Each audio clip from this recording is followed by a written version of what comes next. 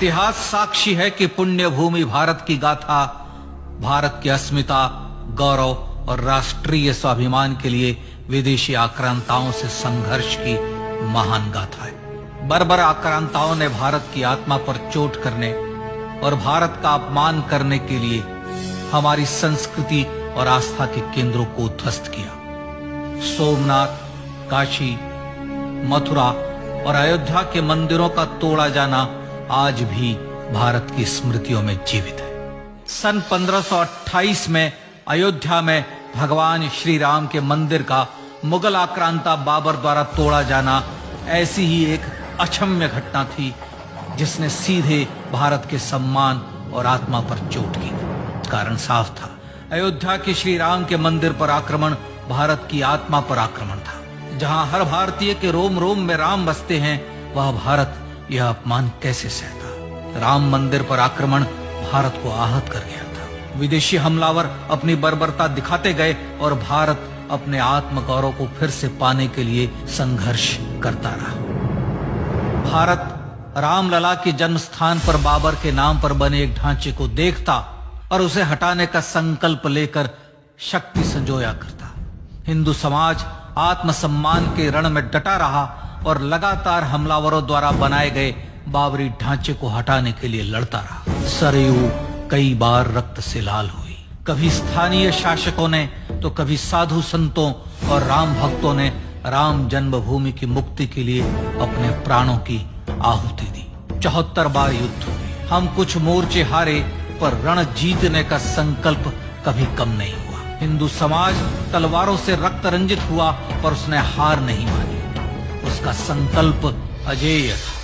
15 अगस्त 1947 को देश की आजादी के साथ सैकड़ों सालों से चले आ रहे इस संघर्ष में नई ऊर्जा और एक नया मोड़ आया। अचानक 23 दिसंबर 1949 को बाबरी ढांचे में श्री राम लला प्रकट हुए। हजारों राम भक्त दर्शन के लिए उमड़ पड़े। तत्कालीन प्रधानमंत्री पंडित जवाहरलाल नेहरू ने उत्तर प्रदेश सरकार को श्री राम लला को विवादित ढांचे से हटाने का आदेश दिया। उत्तर प्रदेश सरकार ने अयोध्या के कलेक्टर को यह काम दिया और यह निर्देश भी कि जरूरत पड़ने पर वे बल का प्रयोग भी करें। अयोध्या के कलेक्टर ने सरकार को उत्तर दिया कि यह नरसंहार के बिना संभव नहीं है और फिर भी वह ऐसा चाहती है तो किसी दूसरे कलेक्टर से यह काम करवा ले। परिणाम स्वरूप रामलला की मूर्ति वहीं विराजमान रही। विवादित ढांचे को बंद कर दिया गया। केवल पुजारी को सेवा अर्चना के लिए भीतर जाने की अनुमति थी। फिर भी राम भक्त विवादित ढांचे के बाहर से प्रभु श्री राम की आराधना करते रहे। भारत के हिंदू समाज के लिए चुनौतियां और बढ़ गई। मामला अदालत में गया। विपक्षी दलों द्वारा अदालत में भगवान श्री राम के अस्तित्व पर सवाल उठाए गए। उनके अयोध्या में ही जन्म लेने का प्रमाण मांगा गया। भारत का जनमानस अब आहत हो उठा था।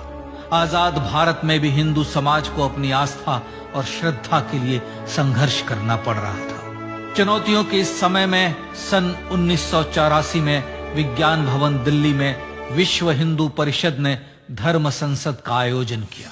इस संसद में देश भर के संतों ने राम जन्मभूमि की मुक्ति के लिए आह्वान किया और राम जन्मभूमि मुक्ति यज्ञ समिति का गठन किया।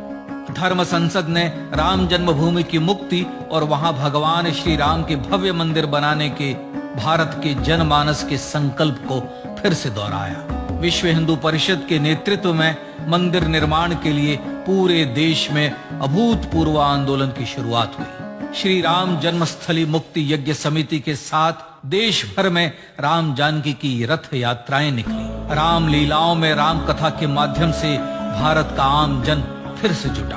अब सबके मन में एक ही प्रण था, एक ही लक्ष्य था। अयोध्या में जन्मभूमि पर भगवान श्री राम के भव्य मंदिर का निर्माण। सन 1989 में विश्व हिंदू परिषद द्वारा गांव-गांव से रामशिला पूजन करके अयोध्या भेजी गई। 2,75,000 गांवों से रामशिलाएं अयोध्या पहुंची। भव्य राम मंदिर के शिलान्यास का निर्णय हुआ। पूज्य संत महात्माओं और हिंदू समाज के अन्य प्रमुख नेताओं के निर्णय के अनुसार अनुसूचित जाति के प्रमुख नेता श्री कामेश्वर चौपाल ने 9 नवंबर 1989 को मंदिर निर्माण का पहला पत्थर रखा। राम जन्मभूमि पर मंदिर निर्माण के लक्ष्य की पूर्ति के लिए सन 1990 में सोमनाथ से अयोध्या के लिए श्री लाल कृष्ण आडवाणी ने रथ यात्रा की शुरुआत की। देश में जन भावनाओं का ज्वार उमड़ने लगा। श्री लाल कृष्ण आडवाणी के रथ यात्रा के साथ साथ मंदिर के लिए जन समर्थन बढ़ने लगा और छद्म सेकुलरवाद बेनकाब होने लगा। इस जन आंदोलन को रोकने की तमाम कोशिशें हुई पर सब व्यर्थ हुई। विश्व हिंदू परिषद ने देशवासियों से अयोध्या में जन्मभूमि पर मंदिर निर्माण के लिए 30 अक्टूबर और 1 नवंबर 1990 को कार सेवा का आह्वान किया। परिणाम स्वरूप लाखों राम भक्त कार सेवा के लिए देश के कोने कोने से अयोध्या आए।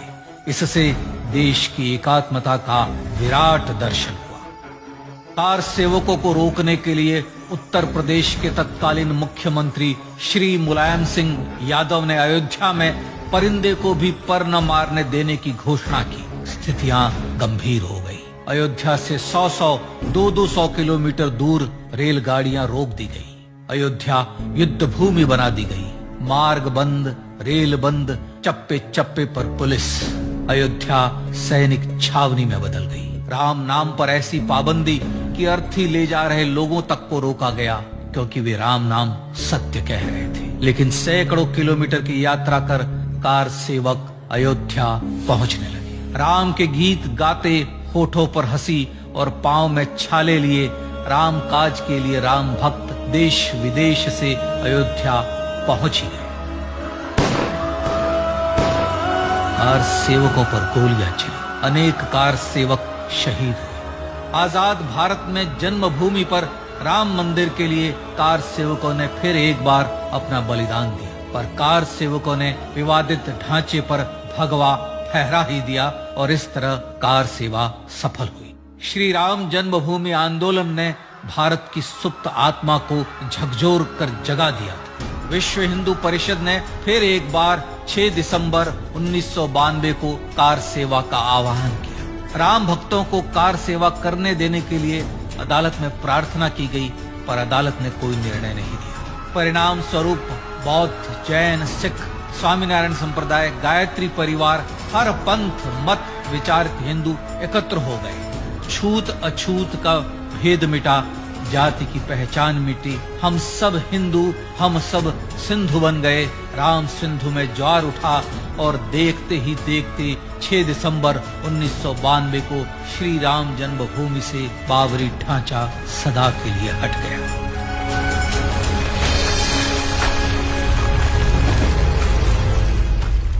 यह क्षण शौर्य, न्याय और सत्यमेव जयते का क्षण था। यह तो धर्मस्ततो जय का क्षण था। पर संघर्ष की गाथा यहां जाकर भी नहीं रुकी। छद्म सेकुलरवादियों द्वारा भारत और भगवान श्री राम के इतिहास को झुठलाने के लिए अदालतों में चुनौतियों का सिलसिला चलता रहा, जो 1950 से चल रहा था।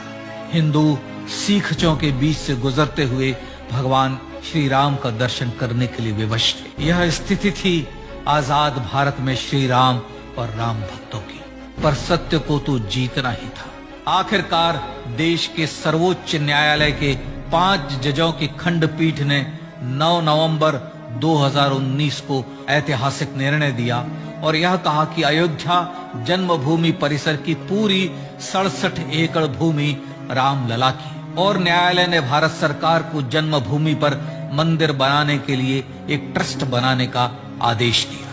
सर्वोच्च न्यायालय के आदेश के अनुसार भारत सरकार ने 5 फरवरी 2020 को श्री राम जन्मभूमि तीर्थ क्षेत्र नाम के ट्रस्ट का गठन किया और राम जन्मभूमि न्यास की भूमि जो सरकार द्वारा अधिग्रहित की गई थी उसे ही नवनिर्मित न्यास को वापस दे दिया गया। 5 अगस्त 2020 को भारत के प्रधानमंत्री श्री नरेंद्र मोदी ने श्री राम जन्मभूमि तीर्थ क्षेत्र के अध्यक्ष पूज्य महंत नृत्य गोपाल दास, राष्ट्रीय स्वयंसेवक संघ के पूज्य सरसंघ चालक डॉक्टर मोहन भागवत एवं उत्तर प्रदेश के मुख्यमंत्री श्री योगी आदित्यनाथ की उपस्थिति में श्री राम जन्मभूमि पर भगवान श्री राम के भव्य मंदिर के लिए भूमि पूजन कर निर्माण कार्य का शुभारंभ किया। इस तरह लगभग 500 वर्षों से राम जन्मभूमि की मुक्ति के संघर्ष का पटाक्षेप हुआ। अपने आत्मसम्मान और राष्ट्रीय अस्मिता के लिए इतना लंबा संघर्ष विश्व के इतिहास में बेजोड़ है। श्री राम भारत की आत्मा, भारत की परिभाषा, हमारे राष्ट्रीय आदर्शों और जीवन मूल्यों के प्रतिनिधि मर्यादा पुरुषोत्तम हैं, जो हर हिंदू के होठों पर जन्म से मृत्यु तक रहे। बस यही हर हृदय में प्रार्थना होती है। राम भारतीय राष्ट्रीय स्वाभिमान और आसेतु हिमालय से समुद्र पर्यंत तक जन जन को एकात्मता के बंधन में बांधने वाले रक्षा सूत्र है। अयोध्या स्थित श्री राम जन्मभूमि पर बाबर का हमला वास्तव में भारत के स्वाभिमान और राष्ट्रीयता पर हमला था। प्रधानमंत्री श्री नरेंद्र मोदी द्वारा श्री राम जन्मभूमि पर राम मंदिर का पुनः निर्माण न केवल बाबरी मानसिकता का पराभव है, बल्कि संपन्न, सुखी, सुसंस्कृत, सर्वशक्ति संपन्न स्वराष्ट्र का सूर्योदय भी है। यह उस राम राज्य की दिशा में वह कदम है जिसकी अभिलाषा राज राजेंद्र चोल, कृष्णदेव राय, छत्रपति शिवाजी महाराज से लेकर महात्मा गांधी तक ने की थी। अयोध्या में जन्मभूमि पर भगवान श्री राम का मंदिर न सिर्फ राष्ट्रीय गौरव होगा, बल्कि वह श्री राम के आदर्शों का राष्ट्र मंदिर होगा। अब वह महान संकल्प पूरा होने जा रहा है। आइए इस राम यज्ञ, राष्ट्र यज्ञ में जिन ज्ञात और अज्ञात भारतीयों ने अपनी आत्माहुति दी है, उनका पुण्य स्मरण कर उन्हें श्रद्धांजलि दी।